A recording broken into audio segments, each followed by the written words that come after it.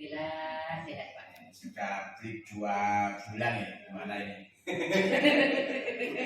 Tambah sehat insya Allah. Hari ini kita ada di pendampingan individu yang keempat nih, Guru ya. Nah, mudah-mudahan tetap semangat ya, tetap ya belajar dengan giat untuk menyelesaikan program Guru Gerak Angkatan 9. Amin. Menurut di pendampingan yang keempat ini ya, kita akan fokus di kegiatan observasi kelas. Jadi nanti Bu Nur praktek pembelajaran, kemudian saya selaku pendamping akan mengamati Bu Nur dalam proses praktek pembelajaran. Tentunya di kegiatan observasi ini yang perlu saya tekankan ya, jadi saya tidak mencari kekurangan, mencari kelemahan Bu Nur. Jadi bagaimana nanti Bu Nur bisa meningkatkan praktek pembelajarannya ya, itu intinya. Nah, selain itu nanti dalam proses observasi kelas nanti saya akan melakukan penilaian terhadap praktek ibu. Itu fokus kita di pendampingan PI 4 ini. Jadi nanti ada beberapa kegiatan ya, ada pra observasi, kemudian observasi dan juga pasca observasi. Untuk kegiatan pra dan pasca nanti kita ya percakapan gitu ya, jadi terkait persiapan observasi dan hasil observasinya. Nah, kemudian sebelum kita ke situ, mungkin saya ingin tahu ya, proses belajar daringnya kemarin gimana? Proses belajar daringnya kemarin saya mulai tanggal 2 setelah saya melaksanakan dari awal, dan itu modul bisa saya buka. Saya buka banyak sekali pembelajaran tentang studi kasus dari sekolah, baik itu untuk guru ataupun untuk pemimpin sekolah. Itu kasus-kasus itu bisa diselesaikan dengan 4 paradigma, 3 prinsip dan juga 9 langkah untuk mengambil keputusan atau pengujian. Di dalam 4 paradigma itu ada bermacam-macam perlawanan antara kesetiaan dengan antara individu lawan kelompok, antara rasa keadilan dan rasa kasihan. Yang ketiga ada kebenaran lawan kesetiaan, dan yang keempat jangka pendek lawan jangka panjang. Nah, di situ saya pelajari di eksplorasi konsep. Dalam kasus itu kita menyelesaikan dengan 4 paradigma dilema itu, apakah di situ ada dalam kasus itu dilema semacam itu.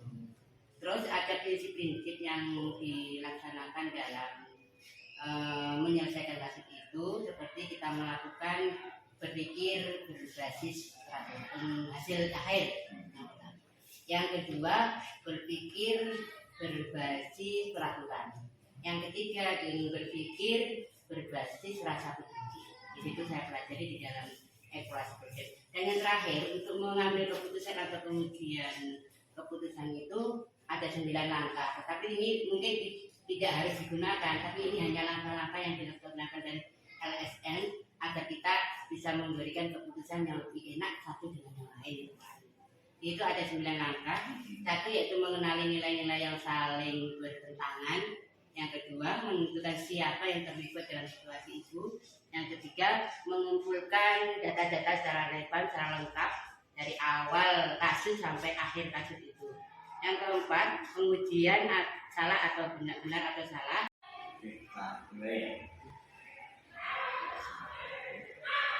Nur, mana tadi proses pembelajarannya? Ada juga karena ada yang menjawab. Jadi ini ya, tadi sudah melakukan praktek pembelajaran ya, dan kegiatan observasi pembelajaran di mana LPP yang sudah itu rencanakan, di LPP yang terintegrasi dengan pembelajaran pembelajaran negosiasi dan KSE ini. Gimana tadi proses pelaksanaan pembelajarannya tadi? Proses pelaksanaan pembelajaran berjalan dengan baik dari awal sampai penutup. Tetapi mungkin masih ada satu atau dua pembelajaran yang tapi insya Allah sudah saya laksanakan semuanya. Kira-kira di situ.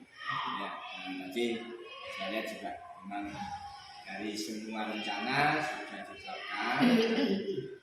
Menurut Ibu, kira-kira dari kegiatan-kegiatan dari awal sampai akhir tadi ada yang kurang pas atau gimana? Ya, namanya manusia Pak, masih ada yang kurang pas sedikit itu. Dari konsentrasi anak dalam waktu dia berdiskusi dengan temannya, itu ada anak yang salah satu anak yang diam aja begitu, tidak mau memberikan pendapat kepada kelompoknya. Kalau evaluasi belum bisa dikatakan 100% karena evaluasi itu belum belum dikoreksi.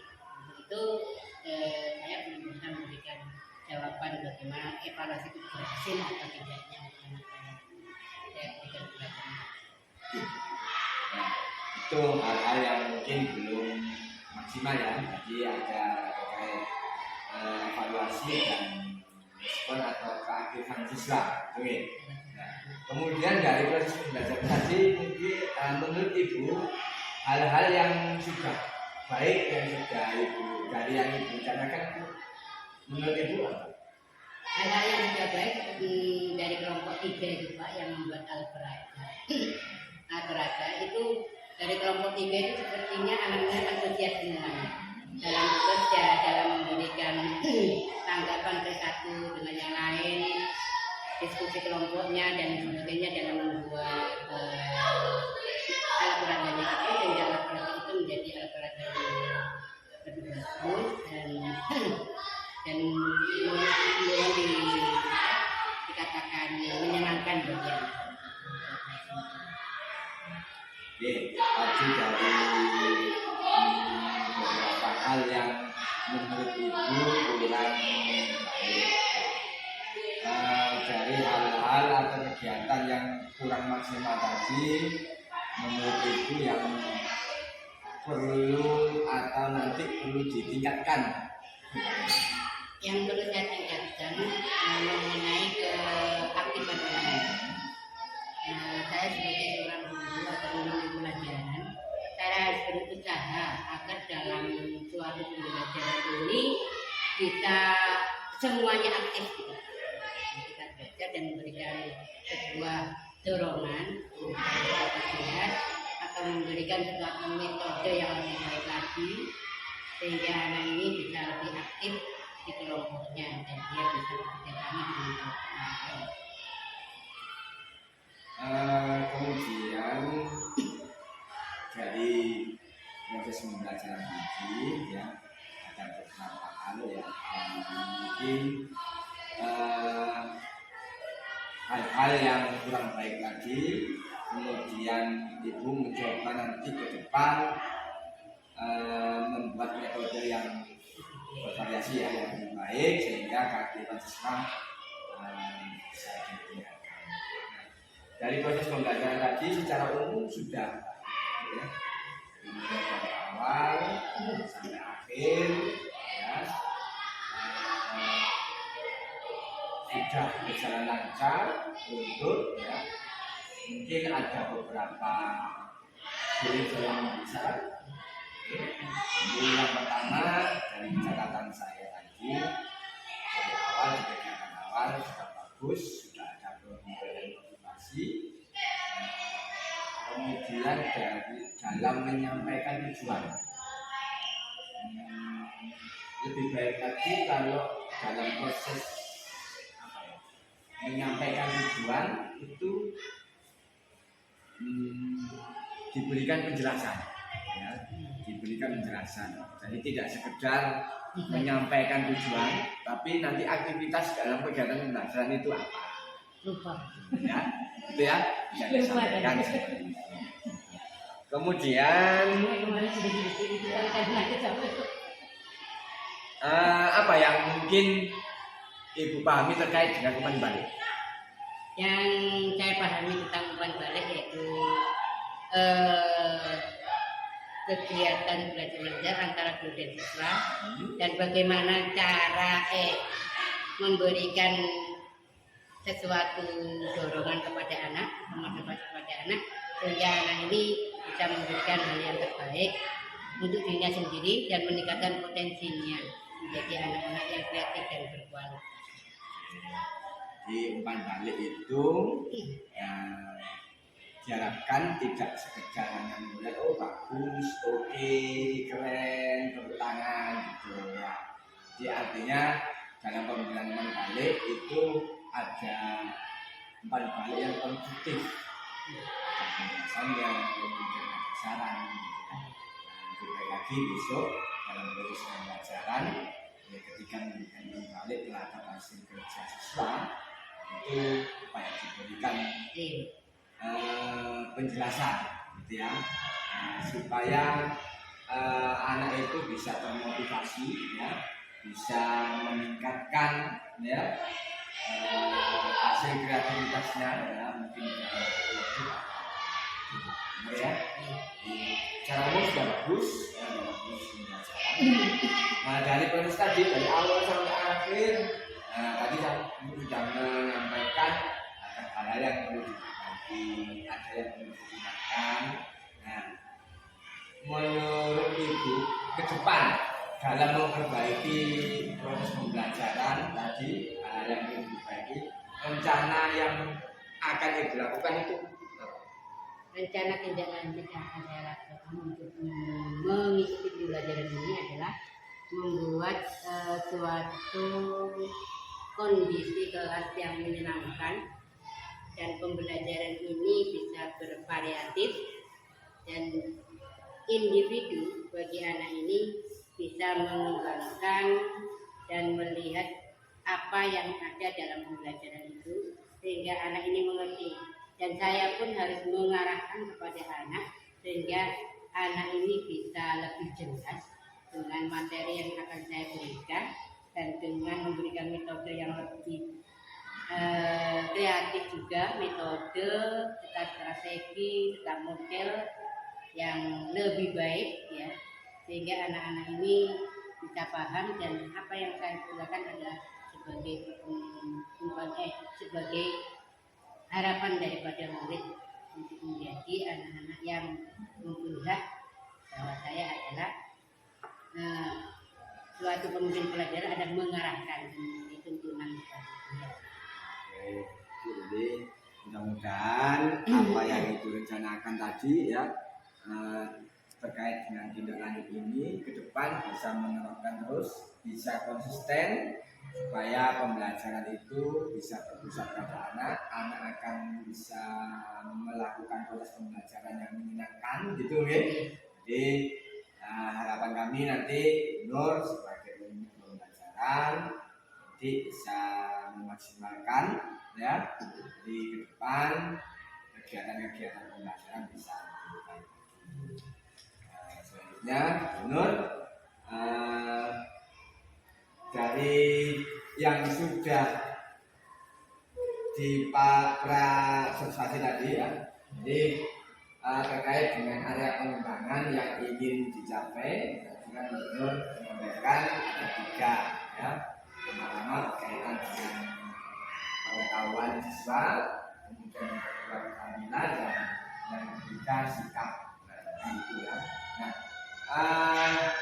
yang pertama dulu terkait dengan peningkatan pengetahuan, itu harapan dari proses pembelajaran tadi. Tujuan yang hendak dicapai dalam proses peningkatan pengetahuannya ini apa? Menunjukkan, jadi proses peningkatan pengetahuan ini tujuannya saya capai adalah menunjukkan kemampuan siswa dalam menjelaskan materi yang telah berlangsung tadi, dan juga mengerjakan evaluasi dengan sebaik-baiknya.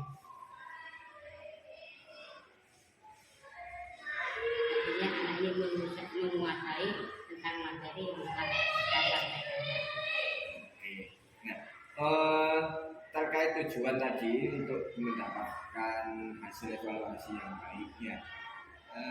Ukuran keberhasilannya bagaimana? Kalau mencapai keberhasilan memang manusiawi Pak ya, tidak 100%. Saya kira dalam pelajaran tadi yang saya berikan itu sekitar 85%, kurangnya ya masih 15% lah. 5% tingkat keberhasilan siswa gitu ya.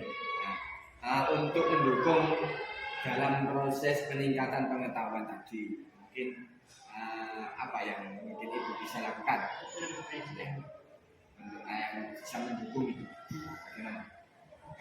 Dengan menggali potensi anak tentang dirinya dan bisa mengembangkan kemampuannya sesuai dengan minat dan bakat yang dimiliki. Kira-kira nanti ke depan dalam proses pengetahuan kemudian anak-anak nanti itu paling tidak 85% itu bisa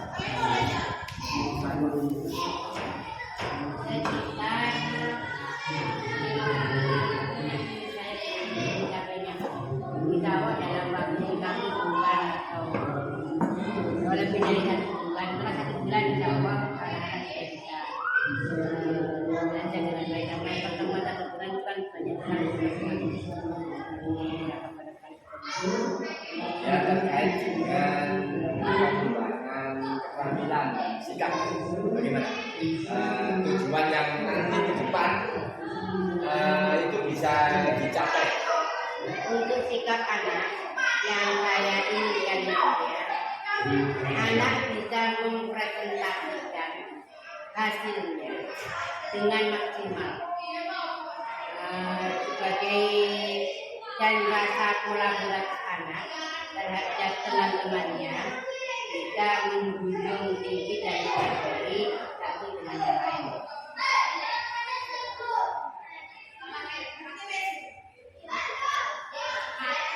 Diharapkan nanti siswa bisa menghargai pendapat ya dalam proses diskusi seperti itu. Kemudian untuk keterampilannya bisa menyampaikan, mempresentasikan hasil kerjanya. Hal itu bisa dikatakan berhasil. Ukurannya bagaimana? Hal itu bisa berhasil ukurannya dengan kita selalu memberikan training bagaimana pembelajaran tiap hari yang mungkin metodenya itu berubah bervariasi sehingga anak ini bisa aktif secara tiap harinya, tidak hanya itu saja yang dilakukan tapi dengan metode yang bervariasi sehingga anak itu bisa aktif dan bisa mempresentasikan hasilnya meskipun tidak dengan gambar, dia dapat mempresentasikan diri dengan apa artinya bervariatif lah. Kira-kira apa ya? Menurut Ibu keberhasilannya sampai gimana? Dikatakan bahwa kelas ini kelas yang Ibu itu berhasil dalam peningkatan sikap dan keterampilan yang ini. Untuk keterampilan sikap dan keterampilan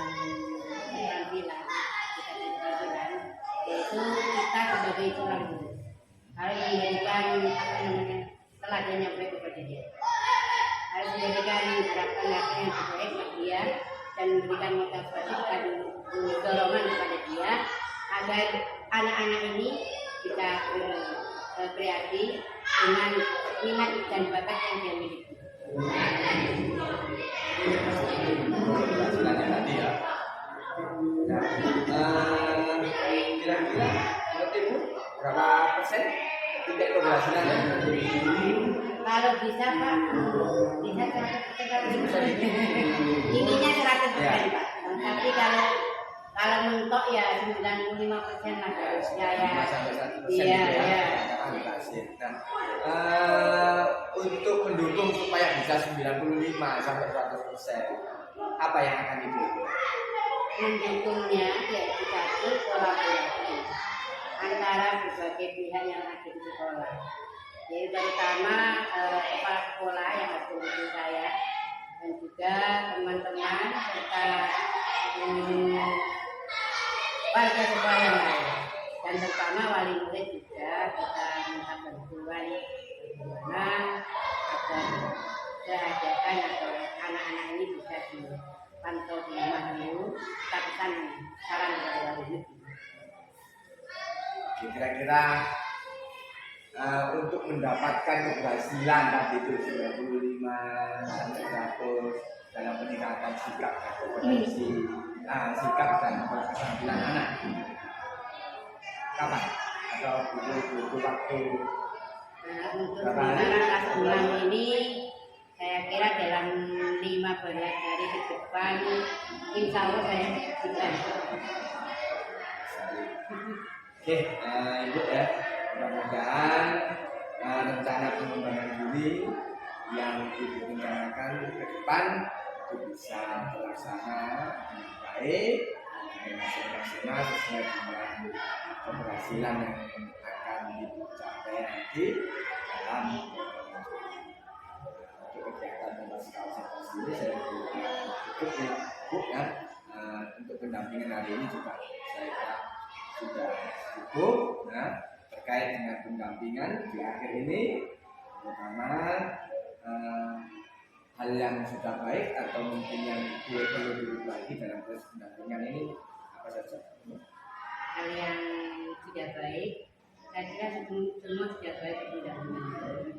Karena saya sudah bersaran dengan mendapatkan ilmu dan petunjuk dari kampus, sehingga apa yang kurang dari diri saya akan saya tingkatkan kepada dan yang kurang Oke, untuk pendampingan ini cukup hari tempat ini sudah sampai di sini saja ya. Kita nanti akan ketemu di pendampingan individu yang kelima. Nah, nanti di pendampingan individu kelima, Bu akan melakukan observasi kelas terhadap mahasiswa. Itu perlu saya ingatkan nanti aksi nyata 2-3. Nah itu dilakukan, bisa dilakukan di PI nanti ketemu saya itu. Nah, di situ nanti di aksi nyata 2-3 tugas saya Ibu adalah mengajak teman sejawat ya untuk observasi itu ya. Nah di situ Bapak Ibu diskusi dengan teman sejawat ya terkait dengan kegiatan observasi kemudian paskanya, kemudian sebelumnya mohon dibimbing untuk teman sejawat bagaimana membuat RTP berdiferensiasi yang terintegrasi dengan SE. Ya. Nanti setelah itu Ibu akan melakukan observasi terhadap itu. Jangan lupa dokumen-dokumen terkait dengan aksi nyata nanti itu dipersiapkan. Nanti kita ketemu di PI 5, di situ ada kegiatan pasca observasi yang nanti saya ketahui ya, duduk bareng. Benar ya? Ada pertanyaan? Ada pertanyaan Pak. Untuk PI 5 nanti berarti saya harus mengirim video dulu untuk pra dan observasinya. Untuk itu untuk kegiatan 2.3 selatan. Jadi sebelumnya kan Ibu mencari teman sejawat, nah yang bisa di observasi kelas, kemudian didampingi, kemudian RTP, kemudian ketika pra observasi Ibu kirim videonya itu ke kami ya. Nanti sebagai bahan untuk melakukan observasi dan paskanya. Oke, nanti bisa komunikasi lewat chat. Oke, terima kasih Bu Nur. Mudah-mudahan depan kegiatannya bisa lancar. Ya, sukses terus, tetap semangat. Jangan lupa belajar. Terima kasih ya. Untuk hari ini kita akhiri dulu ya. Assalamualaikum warahmatullahi wabarakatuh. Waalaikumsalam.